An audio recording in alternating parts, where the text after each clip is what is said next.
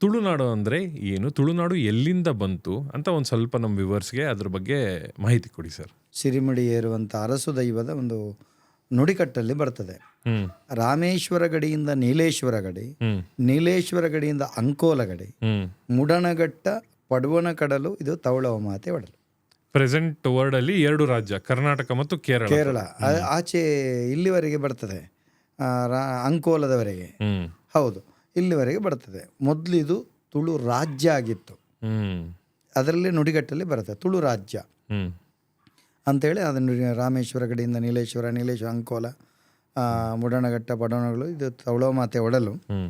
ಇದು ತುಳು ರಾಜ್ಯ ಅಂತಲೇ ಪ್ರಕೀರ್ತಿತ ಆಗಿರುವಂಥದ್ದು. ಹ್ಮ್. ಮತ್ತು ಇಲ್ಲಿನ ಒಂದು ಸಂಸ್ಕೃತಿ ಅಂತ ಹೇಳಿದರೆ, ಇದಕ್ಕೆ ತುಂಬ ರಾಜ ಮಹಾರಾಜರು ಇಲ್ಲಿ ಆಳಿರುವಂಥ ನಾಡು. ಇಲ್ಲಿನ ಎಲ್ಲ ದೈವಗಳ ನುಡಿಗಟ್ಟಲ್ಲಿ ಬರ್ತದೆ.